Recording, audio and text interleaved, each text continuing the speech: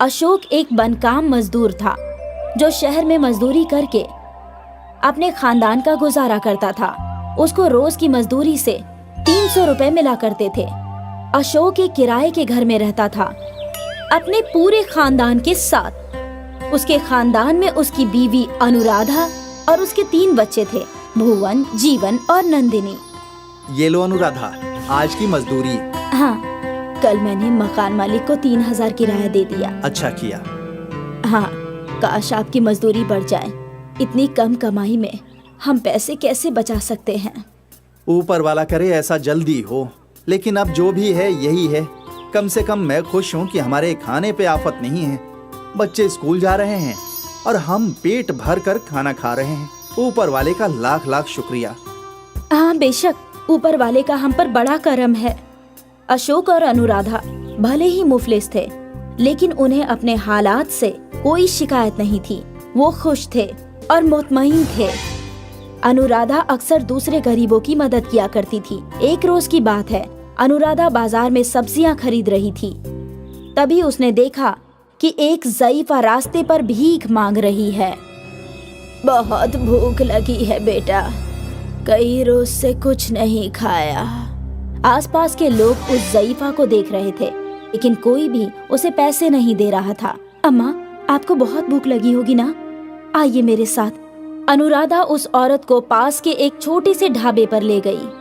भाईजान, अम्मा को पेट भर के खाना खिला दो, ये लो पैसे। अनुराधा ने ढाबे वाले को पैसे दे दिए और ढाबे वाले ने अम्मा को खाना खिला दिया। कई रोज से भूखी अम्मा जल्दी जल्दी खाना खाने लगी। अनुराधा वहीं पास बैठी थी। जब अम्मा ने पूरा खाना खा लिया, और कुछ चाहिए अम्मा?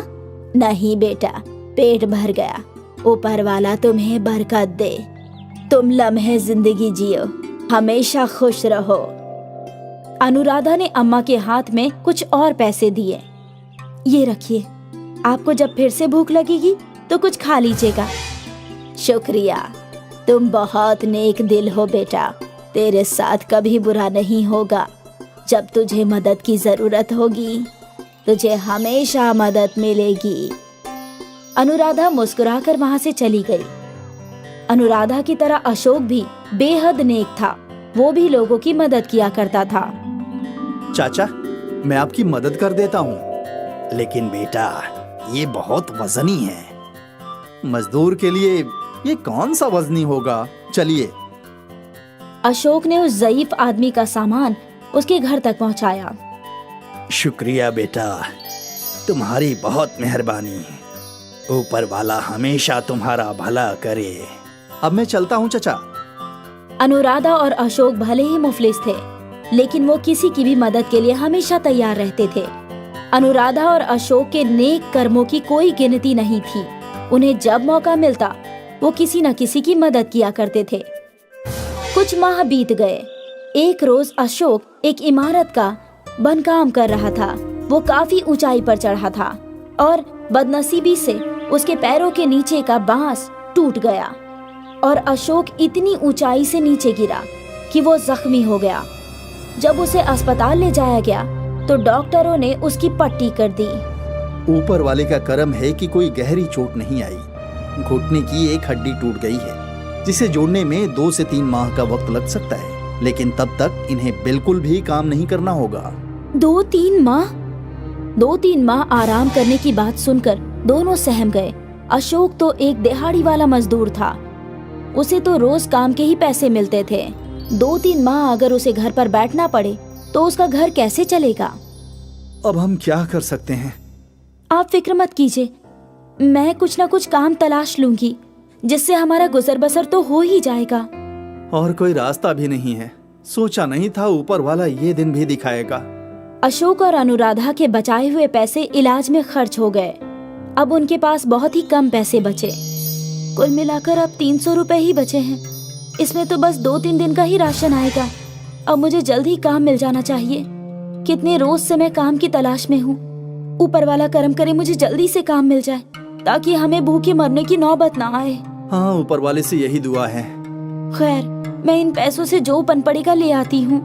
हाँ। अशोक और अनुराधा दोनों परेशान थे। उनकी माली हालत खराब थी। वो 300 रुपए लेकर अनुराधा बाजार गई। वहाँ उसने चावल, दाल और कुछ सब्जियां ले ली। जब अनुराधा के पास सिर्फ 10 रुपए ही बचे थे तो वो घर लौट रही थी और उसकी नजर उसी ज़ईफा पर पड़ी। बहुत भूख लगी है बेटा, कई रोज से कुछ नहीं खाया, कुछ खाने को हो तो दे दो। बेचारी, लेकिन आज इसे पेट भर खाना खिलाने के लिए मेरे पास पैसे भी नहीं हैं, बस 10 ही रुपए हैं, इसमें क्या आएगा। अनुराधा ने इधर उधर देखा तो एक पकोड़े की दुकान नजर आई। मुझे 10 रुपए के पकोड़े दे दीजिए।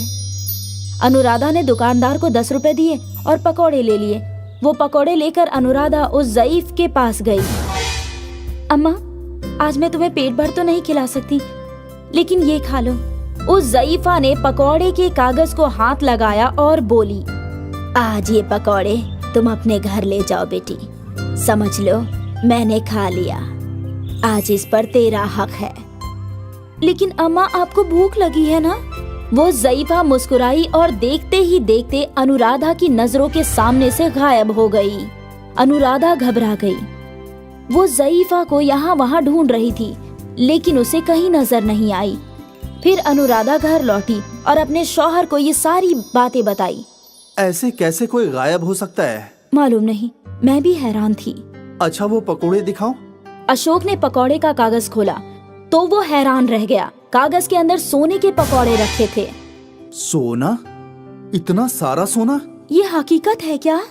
हाँ, लेकिन कैसे? शायद उस ज़ईफा की वजह से। उस रोज उन्होंने मुझे दुआ दी थी।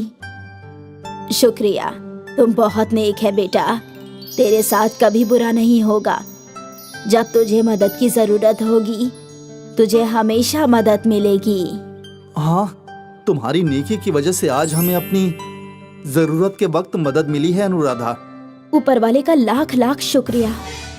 इस रोज के बाद अशोक और अनुराधा की जिंदगी बदल गई।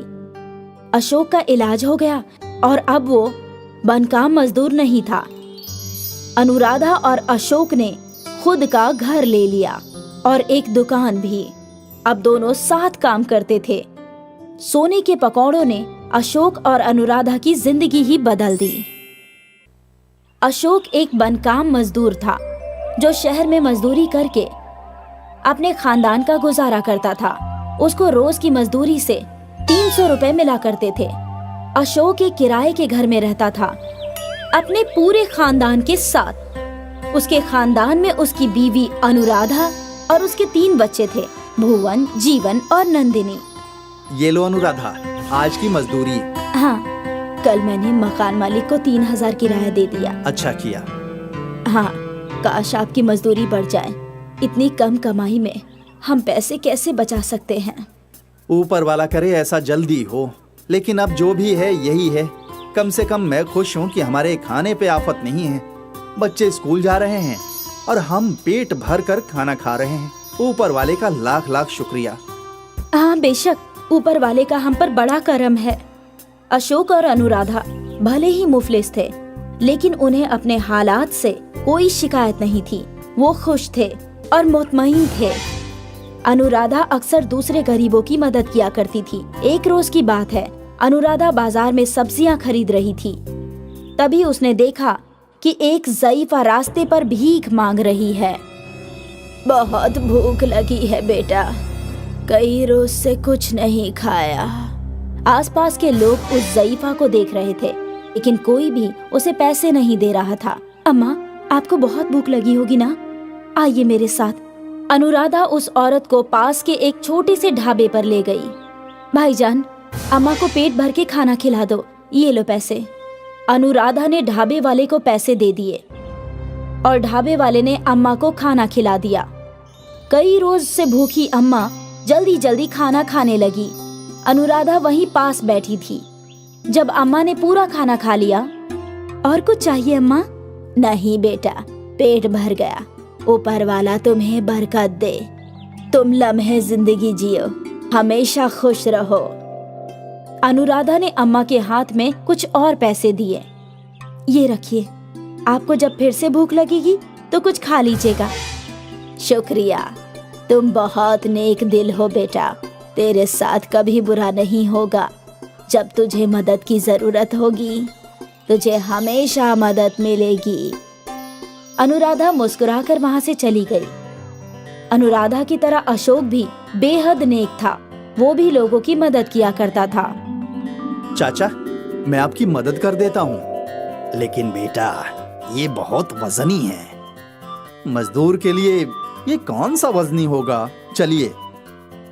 अशोक ने उस ज़ईफ आदमी का सामान उसके घर तक पहुंचाया। शुक्रिया बेटा, तुम्हारी बहुत मेहरबानी। ऊपर वाला हमेशा तुम्हारा भला करे। अब मैं चलता हूँ चाचा।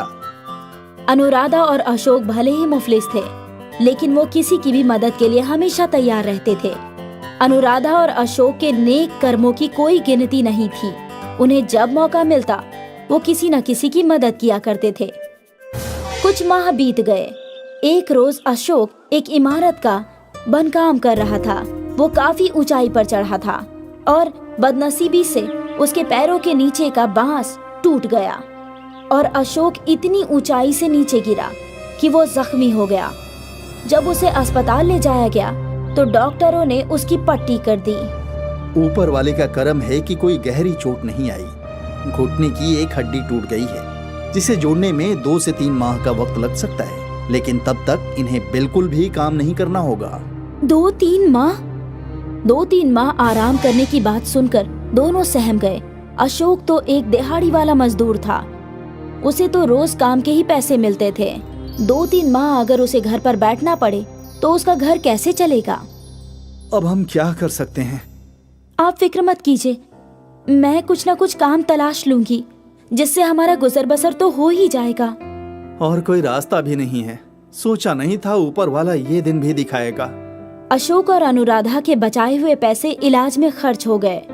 अब उनके पास बहुत ही कम पैसे बचे। कुल मिलाकर अब 300 रुपए ही बचे हैं। इसमें तो बस 2-3 दिन का ही राशन आएगा। अब मुझे जल्द ही काम मिल जाना चाहिए। कितने रोज से मैं काम की तलाश में हूँ। ऊपर वाला करम करे मुझे जल्दी से काम मिल जाए ताकि हमें भूखे मरने की नौबत ना आए। हाँ, ऊपर वाले से यही दुआ है। खैर, मैं इन पैसों से जो बन पड़ेगा ले आती हूँ। हाँ। अशोक और अनुराधा दोनों परेशान थे। उनकी माली हालत खराब थी। वो 300 रुपए लेकर अनुराधा बाजार गई। वहाँ उसने चावल, दाल और कुछ सब्जियां ले ली।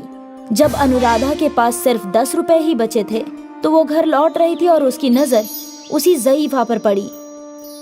बहुत भूख लगी है बेटा, कई रोज से कुछ नहीं खाया, कुछ खाने को हो तो दे दो।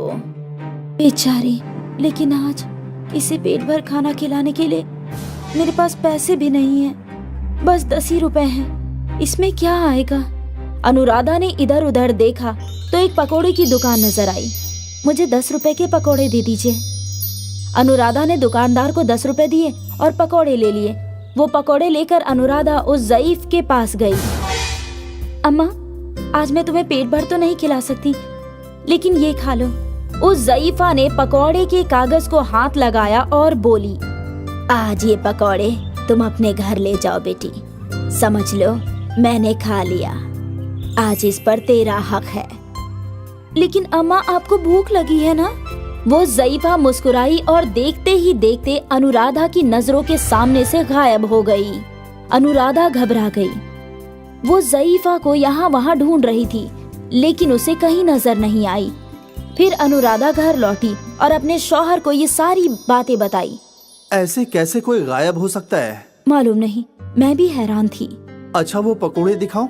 अशोक ने पकोड़े का कागज खोला तो वो हैरान रह गया। कागज के अंदर सोने के पकोड़े रखे थे। सोना? इतना सारा सोना? ये हकीकत है क्या? हाँ, लेकिन कैसे? शायद उस ज़ईफा की वजह से। उस रोज उन्होंने मुझे दुआ दी थी। शुक्रिया, तुम बहुत नेक है बेटा। तेरे साथ कभी बुरा नहीं होगा। जब तुझे मदद की जरूरत होगी तुझे हमेशा मदद मिलेगी। हाँ, तुम्हारी नेकी की वजह से आज हमें अपनी जरूरत के वक्त मदद मिली है अनुराधा।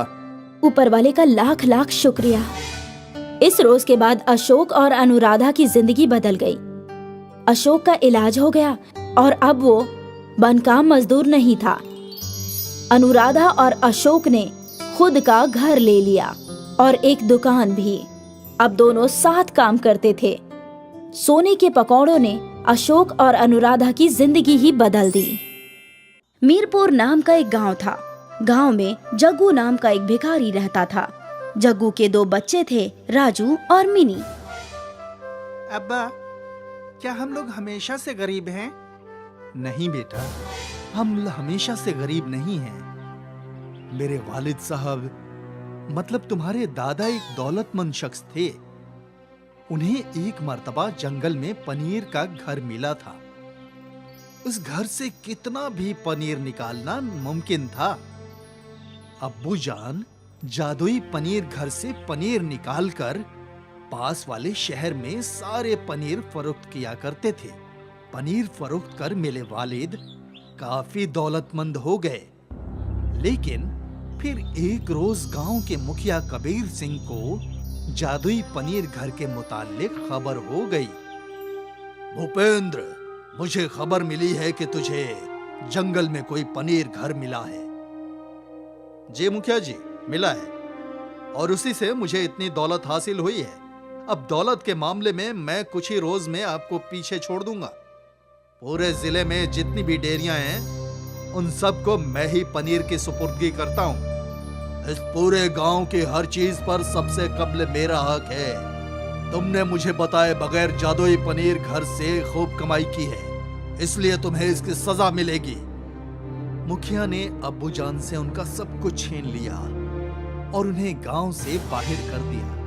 हालांकि अब्बू जान गांव के आसपास मंडराते रहे, और जब किसी ने उन्हें काम नहीं दिया तो भीख मांगकर अपना गुजारा करते रहे।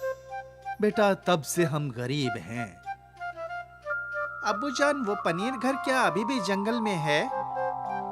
नहीं, अब उस पनीर घर की कोई खबर नहीं है। जब मुखिया पनीर घर से पनीर निकालने पहुंचा तो वो घर गायब हो चुका था। तब से उस पनीर घर का कुछ पता नहीं है। किसी रोज जग्गू के खानदान की बहुत बुरी हालत हो जाती। अब्बू जान, आज राजू को बुखार है। हम दोनों ने 2 रोज से कुछ नहीं खाया है। कुछ खाने को लेकर आइए। हाँ बेटी, मैं अभी किसी के घर से कुछ मांग कर लाता हूँ। उस रोज जग्गू गांव के घर घर घूमता रहा, लेकिन किसी ने उसे कुछ नहीं दिया। जग्गू जब मुखिया के घर पहुंचा तो उसे घर के अंदर से गर्मा गर्म पराठों की खुशबू आ रही थी। मुखिया जी, दरवाजा खोलिए, मैं जग्गू। मेरे बच्चे बीमार और भूखे हैं, उन्हें कुछ खाने के लिए दे दीजिए। जग्गू, तो फिर से यहाँ चला आया?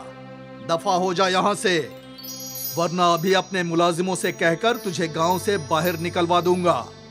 तुझे गांव में रहने दे रहा हूँ, इसे ही मेहरबानी समझ। इससे कब्ल की मुखिया अपने मुलाजिमों को भेजता जग्गू सड़क पर एक कोने में छिप गया।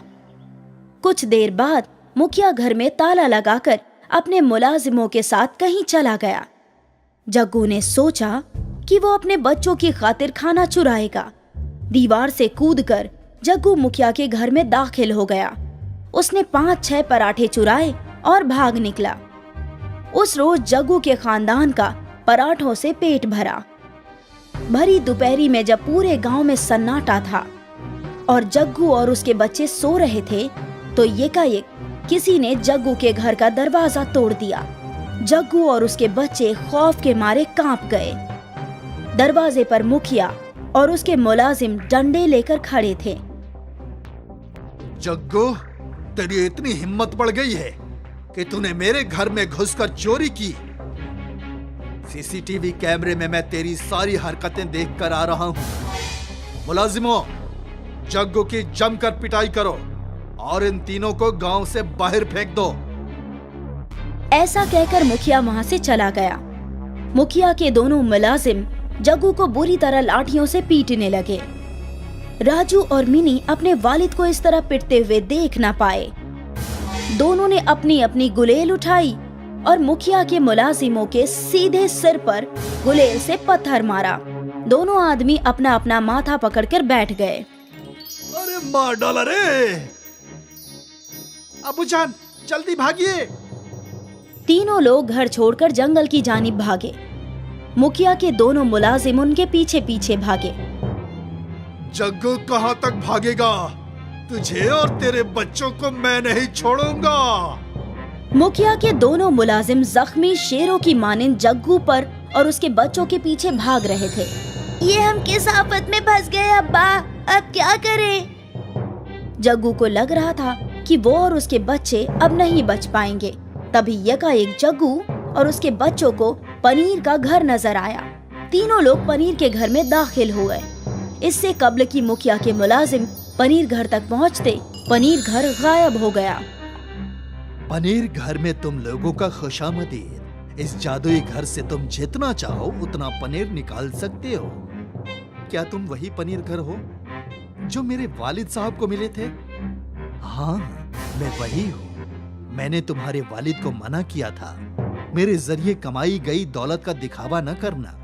अगर मेरे मुतालिक किसी को कुछ मालूम हो गया तो मैं गायब हो जाऊंगा। लेकिन तुम्हारे वालिद माने नहीं और आखिरकार मुखिया को मेरे मुतालिक खबर हो गई और तब मुझे गायब होना पड़ा। तुम वही गलती ना करना जो तुम्हारे वालिद ने की थी। नहीं, मैं ऐसी गलती हरगिज नहीं करूंगा और तुम्हारे मुतालिक किसी को नहीं बताऊंगा। लेकिन अगर फिर भी मेरे बताए बगैर किसी को तुम्हारे मुतालिक इल्म हो गया तो क्या होगा?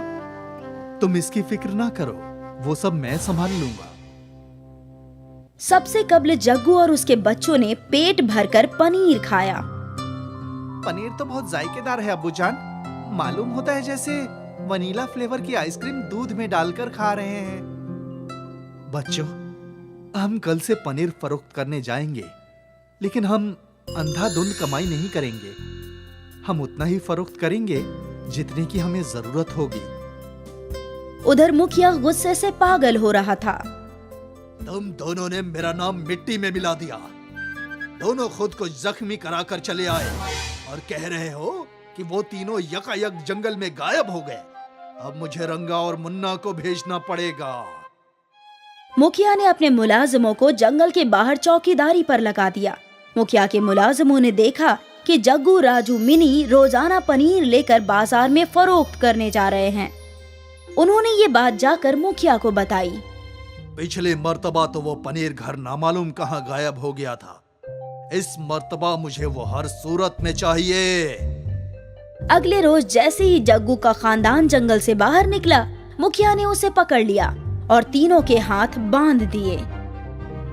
अब तुम तीनों चुपचाप मुझे उस पनीर घर तक ले चलोगे, वरना मैं तुम्हारा वो हश्र करूंगा कि तुम खुद की शिनाख्त नहीं कर पाओगे। जग्गू, राजू और मिनी मुखिया को कई घंटों तक घुमाते रहे, लेकिन पनीर घर तक लेकर नहीं गए। जग्गू, बहुत देर हो गई। मालूम होता है तू मेरे साथ होशियारी दिखा रहा है। मुलाजिमों, इसके बच्चे को गहरे तालाब में फेंक दो। नहीं नहीं, ऐसा कुछ न करिएगा। मैं लेकर चलता हूँ। आखिरकार जग्गू मुखिया को पनीर घर तक लेकर पहुँचा। तो ये रहा पनीर घर। मुलाजिमों, इन सबको दरख्त से बांध दो। हम पनीर घर के अंदर घूमने जाएंगे। जैसे ही तीनों अंदर दाखिल हुए, ढेर सारा पनीर उनके ऊपर गिर पड़ा। मुखिया और उसके मुलाजिम पनीर के ढेर के नीचे दब गए। कोई बचाओ, कोई मेरी हिफाजत करो। मेरी सांस रुक गई, मेरा दम घुट रहा है। कब्ल जुबान दो मुखिया कि तुम कभी जग्गू के खानदान को परेशान नहीं करोगे और मुझे कभी नहीं तलाशोगे। ठीक है, मैं वादा करता हूँ, मैं गांव के किसी शख्स को परेशान नहीं करूंगा। मुझे बचाओ। तब मुखिया के ऊपर पड़ा पनीर का ढेर गायब हो गया। मुखिया और उसके मुलाजिमों ने जग्गू, राजू और मिनू को खोल दिया और फिर अपने घर भाग गए। लखनपुर नाम के कस्बे में सुषमा अपने बच्चे और शौहर राम दुलारे के साथ रहती थी। सुषमा का शौहर अपाहिज था, इस वजह से सुषमा ही घर की देखभाल किया करती थी। इसलिए सुषमा घर चलाने के लिए अपने भतीजे करण के साथ जलेबी की दुकान चलाया करती थी। करण झगड़ालू और बेईमान किस्म का इंसान था। हमेशा लोगों से झगड़ा और हमेशा गुस्से में रहता था। उसे अपने मामा की सारी जमीन और जायदाद हड़पनी थी। बेटा करण, जाकर दुकान खोल दो, मैं दूसरे कामों में व्यस्त हूँ। मैं कोई काम नहीं करने वाला। आप मामी होकर मुझसे काम करवाती हैं। आपको शर्म नहीं आती? मैंने तुमसे पहाड़ तोड़ने को तो नहीं कहा ना, बस इतना ही कहा कि दुकान खोल दो। करण वहाँ से गुस्से में दुकान खोलने चला जाता है। भाईजान, मुझे जलेबी के साथ दही भी देना। ये तुम्हारा तीसरी बार है जो तुम मुझसे दही मांग रही हो। जाओ, अब मैं नहीं दूंगा। तो क्या तुम मुझसे झगड़ा करना चाहते हो? तुम्हारा तो ये रोज का ही काम है। उन दोनों में बहस हो ही रही थी कि वहाँ पर सुषमा आ गई। देखिए चाची जान, ये मुझसे कैसे झगड़ा कर रहा है। यहाँ पर रुकना ही बेकार है। मैं चला, मुझे यहाँ पर नहीं रहना।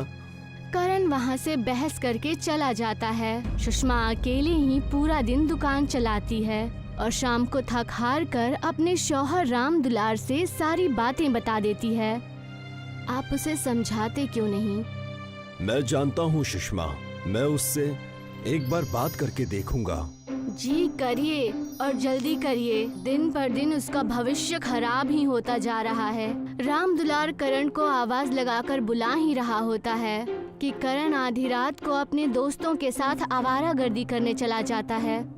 मैंने अपने हिस्से का खाना खा लिया है। मैं अपने दोस्तों के साथ रात भर पार्टी करने जा रहा हूँ।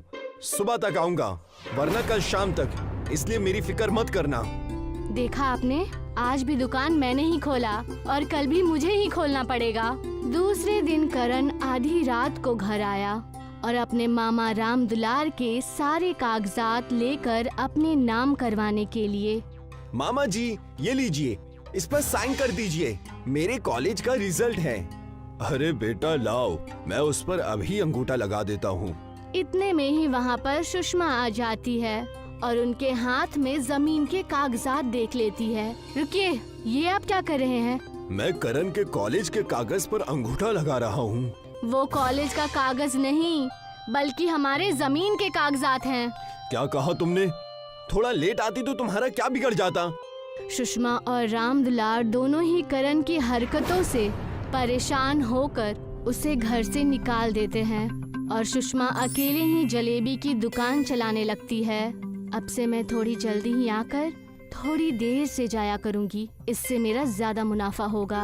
सुषमा दिन रात मेहनत करके अपने जलेबी की दुकान चला रही थी। इस दुकान की तो बैंड बजानी ही पड़ेगी। इसी ने मेरी जमीन मेरे हाथ में आने नहीं दी। अगर ये ना होती तो मैं पूरी दुकान और घर का मालिक होता। एक काम करता हूँ, जलेबी के अंदर फटे हुए दूध का पनीर डाल देता हूँ। पूरी जलेबी तहस नहस हो जाएगी। करण ने साजिश रची। करण ने फटे हुए दूध से बनी पनीर को जलेबी के बड़े से पतीले में डाल दिया। दीदी, मुझे गर्मा गर्म जलेबियाँ दो ना। रुक जाओ, अभी गर्मा गर्म बना कर दे रही हूँ। सुषमा अनजाने में ही वो पनीर मिलाई हुई जलेबी बनाकर दे देती है, जो कि लाल के बजाय पूरी सफेद थी। ये क्या मजाक किया आपने? मैंने आपसे गर्मा गर्म जलेबियाँ मांगी थी और आप मुझे ये मीठा पनीर खिला रही हैं। ये तो बस जलेबी के आकार का है, जलेबी थोड़ी ना है। ये कैसे हो सकता है? लगता है कुछ तो गड़बड़ है। उस औरत को दुकान से दूर जाता देख करण बेहद खुश हुआ। लगता है वो पुलिस को बुलाने जा रही है। अब इन्हें समझ में आएगा कि करण से पंगा लेने का अंजाम क्या होता है। तभी वहाँ पर राम दुलार अपने बचपन के दोस्तों के साथ आ गया। अरे सुषमा, मेरे कुछ दोस्त यहाँ पर तुमसे मिलने और हमारे दुकान की जलेबी खाने आए हैं। अरे वाह, ये तो बड़ी अच्छी बात है। जी, मैंने आपकी जलेबियों के बारे में बड़ा सुना है। जी मैंने भी। हम पूरे 400 किलोमीटर दूर से रामू से मिलने आए हैं। सुषमा को जलेबी में पनीर डालने वाली बात पता थी, लेकिन मेहमानों की जिद और उत्सुकता की वजह से सुषमा ने उन्हें गर्मा गर्म पनीर की जलेबियां बनाकर दे दी। आपके यहाँ की जलेबी कुछ अलग नजर आ रही है। लगता है आज सुषमा ने नए तरीके से बनाई है। ये दिखने में जरूर सफेद है, लेकिन बहुत मजेदार है। और उनके जलेबी खाने से पहले ही वहाँ करण आ गया। हाँ हाँ, खाओ खाओ। इनकी जलेबी की वजह से कई ग्राहक भाग चुके हैं और अब तो आप सब भी भाग जाएंगे। जी, ये मेरा भांजा है, हमेशा बहकी बहकी बातें करता है। आप सब जलेबी खाइए। जैसे ही राम दुलार के बचपन के दोस्तों ने जलेबी खाई, वो पनीर मिलाई हुई जलेबी वो लोग खाकर दंग रह गए और कहने लगे, वाह भाभी वाह, क्या जलेबी बनाई है। जलेबी कम, रसमलाई ज्यादा लग रही है। वाकई ये चीज बहुत शानदार है।